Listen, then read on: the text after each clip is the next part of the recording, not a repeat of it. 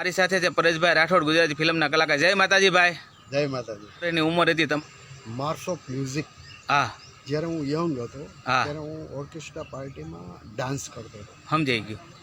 Orchestra પાર્ટીમાં મને બહુ બધું મ્યુઝિક, હા. સિંગિંગ, બધા વાજિંત્ર વગાડવાનો શોખ, પણ મને ક્યાંય સફળતા ન મળી હા અને હું ડાન્સર બન્યો હતો. સમજાઈ ગયું. એ સમયમાં હું બ્રેક ડાન્સ અને ડિસ્કો ડાન્સ હા, અને હા. રોબો સ્ટાઇલ વાહ, અત્યારે નવું નીકળ્યું. બરાબર છે. અને તમે મતલબમાં ટોટલ કેટલા ગુજરાતી ફિલ્મમાં કામ કરેલું? આમ અંદાજિત બહુ બધી ફિલ્મોમાં પહેલાં હું બાયોડેટા લખતો હતો, હા હા પણ હવે મને એમ થયું કે ભાઈ આપણે રોજ પરીક્ષા જ છે હા હા એટલે બાયોડેટા લખતો નથી. અને માતાજીની દયાથી બેક ટુ બેક હું સારા પ્રોજેક્ટો, મોટી મોટી પિક્ચરો કરું છું. હા હા સંખ્યા હું ગણતો નથી, બહુ બધી કદાચ આઈ થિંક 200 ઉપર ફિલ્મ થઈ ગઈ હશે વાહ ભાઈ વાહ વાહ વાહ અને વાહ. એનાથી વધારે પણ હોઈ શકે. હા હા પણ બાયોડેટા લખતો નથી એટલે કદાચ કોકને અતિશયોક્તિ લાગે, હા. પણ મેં એટલું કામ કરેલું. વાહ વાહ. અને એક છે માંડવડા રોપાઓ માણારા, બરાબર છે. મૈયર પાર્ટ 2, પાલવડે બાંધી પ્રીત, કર્મભૂમિ, વાહ પછી સાથી રે સાથ ના છૂટે,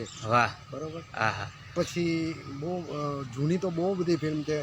તો ગુજરાતી ફિલ્મો એવી બધી આવતી, એક જોવો એક ભૂલી જાઓ, એક જોવો એક ભૂલી જાઓ. એ વખત બે જોવા જતા લોકો તો એ તો ખુલ્લી ટોકીજો હતી એક વખતનો, એ વખતનો સમય હતો. અને સિંગલ સ્ક્રીન હા તે અત્યારે મલ્ટીપ્લેક્સ. હા હા. તો એ વખતે આમ શૂટિંગનું કેવું હતું, આમ તમારો અનુભવ પ્રમાણે? એ વખત આખો સુવર્ણ યુગ હતો ગુજરાતી ફિલ્મનો, હા જેને સુવર્ણ યુગ જ કહી શકાય. હા. ત્યારે ઐતિહાસિક પિક્ચરો બનતી અને હા. જે ઉપેન્દ્રભાઈ ત્રિવેદીને સ્નેહલતા, અરવિંદ રાઠોડ, હા નલિન દવે, હા. આ બધાના ભાગમાં રમેશ મહેતા, આ હા. બધાના ભાગમાં ઐતિહાસિક પિક્ચરો આવેલી હા, કે હા. જે આપણા ઇતિહાસ ઉપર ફિલ્મો બની છે. બરાબર. અને હવે એ યુગ પૂરો થઈ ગયો છે. હા મતલબ જેટલી બી સત્ય ઘટનાઓ હતી હા એ લગભગ ફિલ્મો બની ચૂકી છે. વાહ. અને હવે અત્યારે કાલ્પનિક. હા હા પહેલાંનો સમય હતો પ્રિન્ટ હા કેમેરા, હા. એટલે પ્રિન્ટનો ડબ્બો હોય એ હા કેમેરા ઉપર લગાવી હા અને એક ડબ્બામાંથી આઈ થિંક 10 મિનિટનું, 9 થી 10 મિનિટનું શૂટ થાય બરાબર. અને 10 થી 12,000 રૂપિયાનો ડબ્બો આવતો. સમજાઈ ગયું. અને 3 રીટેક થાય એટલે આખો ડબ્બો ફેલ. સમજાઈ ગયું. બરાબર. 3 ઓનલી પર કોઈ પણ આર્ટિસ્ટ એટલે 2-3 વાર રિહર્સલ કરીને પછી ટેક થતો. સમજાઈ ગયું. હવે અત્યારના આધુનિક ટેકનોલોજી, હા. ડિજિટલ યુગ આવી ગયો છે. હા તો કેમેરા બધા ડિજિટલ ને આ તે મોબાઈલ, હા બરાબર. એ સમયમાં આવું કાંઈ નહોતું, હા હા સ્ટીલ કેમેરા હતા, હા બરાબર. એટલે હવે અત્યારે કદાચ આર્ટિસ્ટ રીટેક કરે કે એવું કંઈ કરે એટલે તરત ડિલીટ મારીને બીજું. ત્યારે એ સમયમાં એવું નહોતું. નહોતું. અને એ સમય આખો અલગ જ ટાઈપનો હતો. અલગ હતો. પણ એ એક જૂનવાણી. જૂનવાણી સમય હતો તો એ કોઈ ટેકનોલોજી બહુ સાદું હતું અને બહુ હિટ ફિલ્મ. આમ મતલબમાં અત્યારે તમે જોવો તો તમને મજા જ આવ્યા કરે, એટલી કેમેરાને રિઝલ્ટ એવા હતા.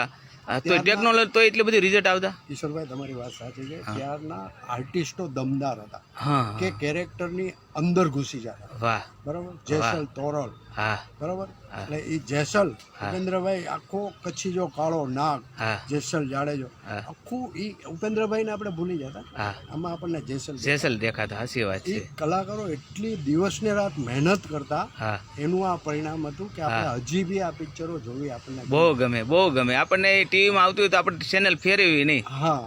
અને લોકો એક પેલાના લોકો એક ફિલ્મ કેટલી વખત ટોકીઝમાં જોવા જતા. નરેશ કનડિયાનો એક સુવર્ણ યુગ ગયો, એમાં બહુ બધા બહુ હિટ ફિલ્મ આપી નરેશ કનડિયા, એમાં કાંઈ ઘટે નહીં. એક જોવો ને એક ભૂલી જાઓ, એ સ્નેહ લતા. હજી આપણને આમ સમરણો યાદ આવે ને ખરેખર આપણામાં હૃદય આમ ગદગદિત થઈ જાય એટલો અભિનય.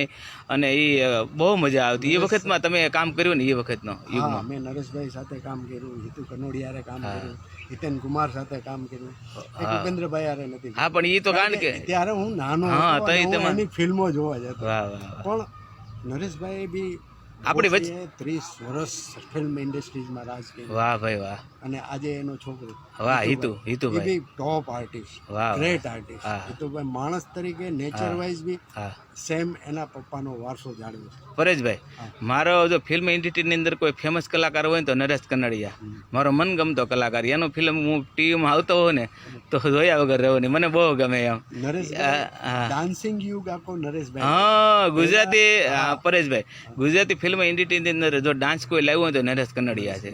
અને એ ડાન્સ છે ને એટલો મજાનો ને આપણને મજા જ આવ્યા કરે.